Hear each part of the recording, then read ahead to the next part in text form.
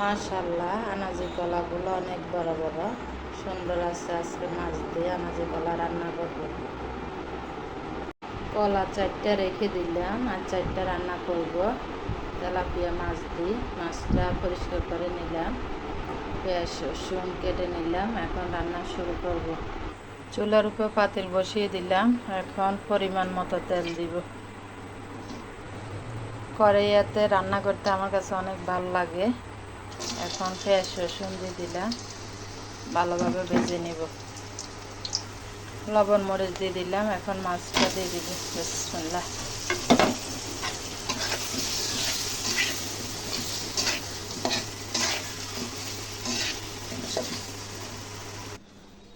কিছু চাউল চুড়ে নিয়ে আসলো। এখন ছাদে তালা মারা, দারোয়ান নেই, বাড়িতে গেছে নাকি। এখন গুড়িগুলো নিয়ে চিন্তিত আছি, ছাদে যেতে পারছি না।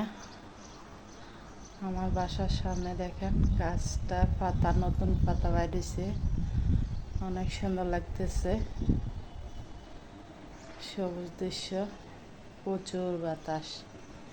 আমার বাসা 6 তলা, চতুর্দিকে বাইরের দৃশ্য দেখা যায়। মাছটা কষানো হয়ে গেছে। কাঁচা মাছ এভাবে রান্না করলে যত কষাবেন তত স্বাদ বাইরে হবে, বেশি মজা হবে। ভালোভাবে কষাতে হবে। এখন আমি কলাটা দিয়ে দিব। বিসমিল্লাহ। কলাতে অনেক কষ, সেজন্য কালো কালো দেখা যাচ্ছে। ওগুলা হলুদ দেওয়ার পরে ঠিক হয়ে যায়। আর যে কোনো সময় তরকারিতে গরম পানি দেওয়ার চেষ্টা করবেন, তাহলে তরকারিটা স্বাদ বাড়বে। ঠান্ডা পানি দিবেন না।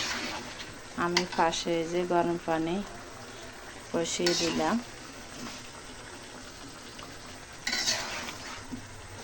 এখন পানিটা দিয়ে দিব। বিসমিল্লাহ।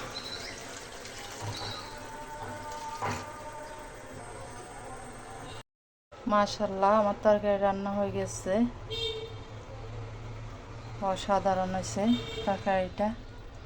ভিডিওটি দেখার জন্য সবাইকে ধন্যবাদ। আল্লাহ হাফেজ। ভালো লাগলে শেয়ার কমেন্টস করবেন। ভাজতেছি টমেটো দিয়ে, আলু দিয়ে, পেঁয়াজের টেক দিয়ে।